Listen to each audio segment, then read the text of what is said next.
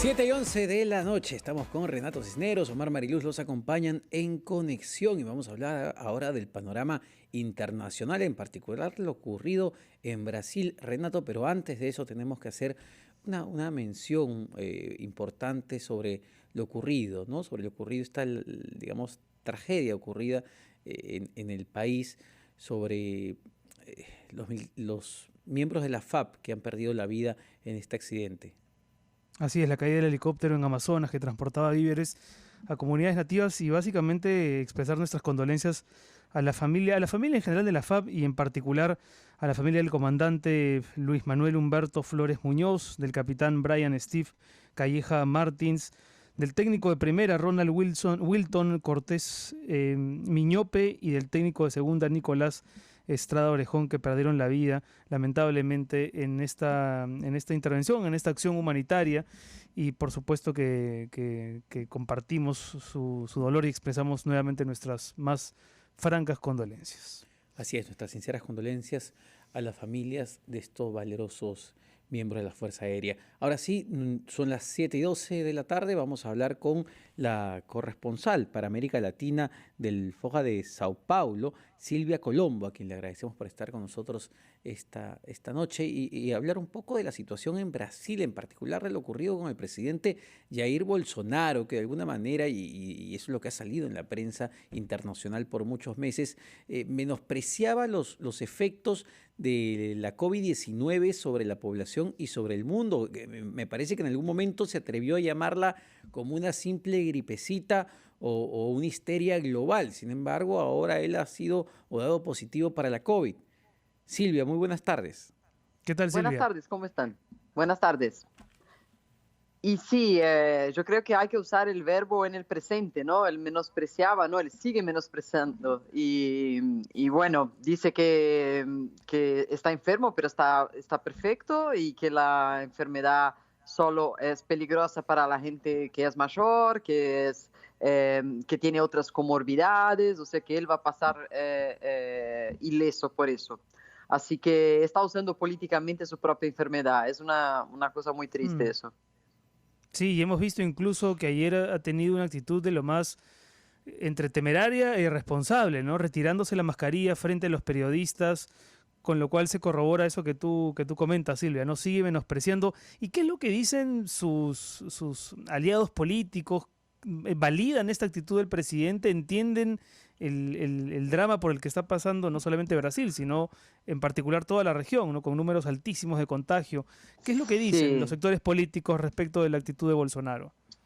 Mira, los sectores políticos que lo apoyaban a nivel Congreso y a nivel de partidos fueron cambiando, ¿no? Él ahora, por ejemplo, no tiene un partido. Él se peleó con su propio partido y ahora está haciendo negociaciones para acercarse a un grupo de partidos considerados así, llamados de centro en Brasil, pero que son los viejos partidos de antes, ¿no? Que siempre funcionaron en ese esquema de intercambio de favores. Ajá. ¿No?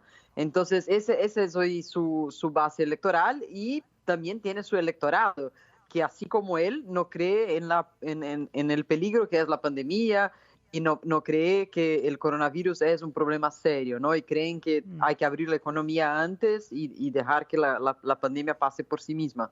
Entonces, así es como sus apoyadores lo ven. Silvia, danos unos segundos, vamos a hacer una breve pausa, pero venimos contigo para seguir conversando sobre este tema, que aquí en Perú pues también hay un grupo de ese tipo que cree que la cosa no es tan seria como en verdad lo es. Volvemos.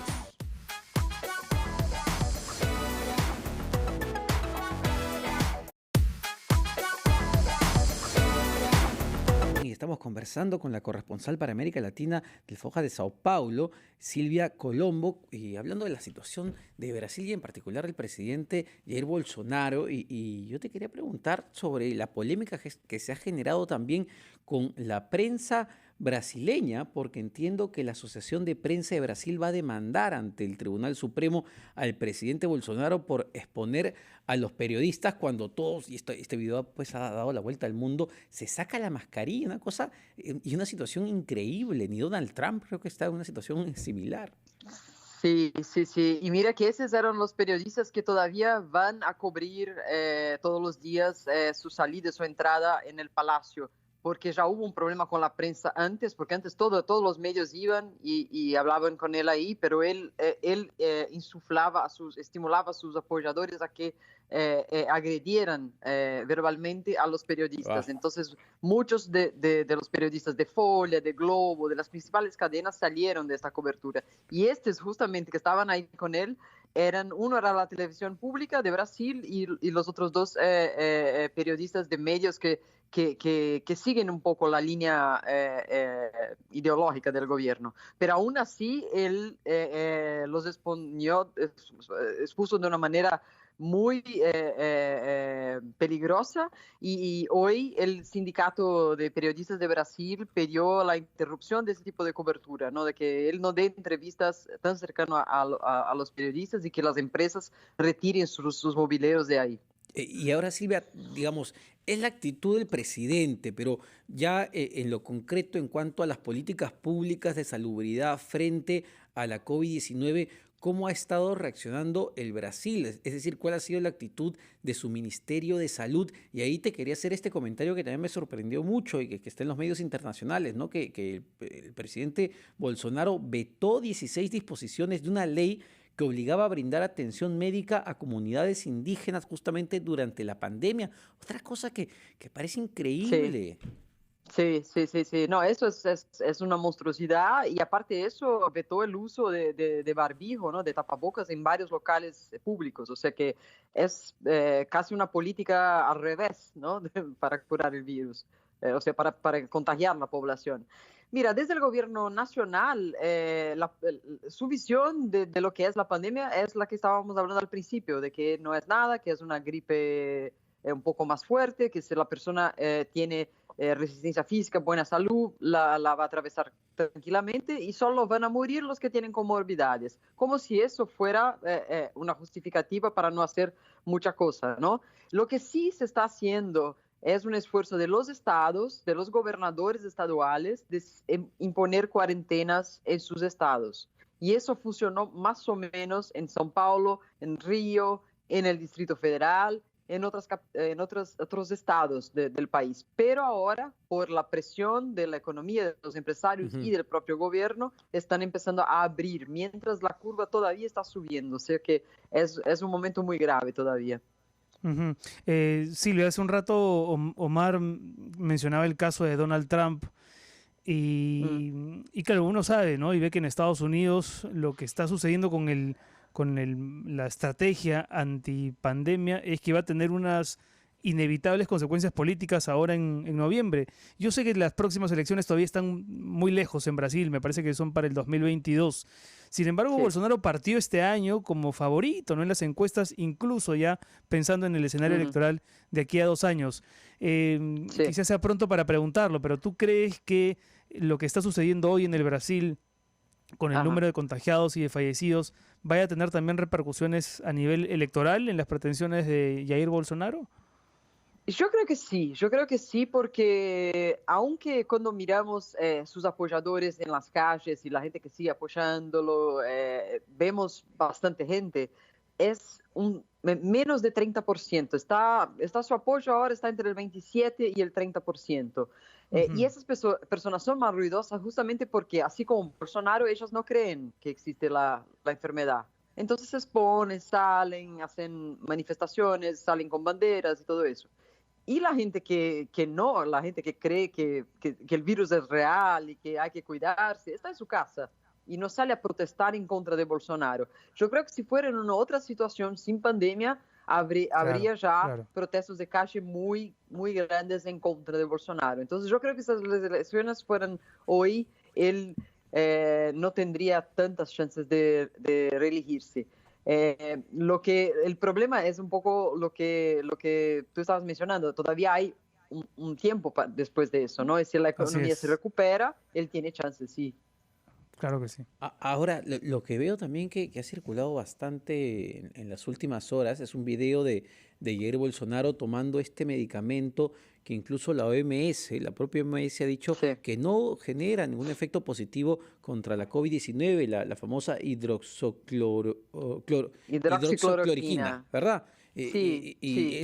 Eso incluso podría ser contraproducente.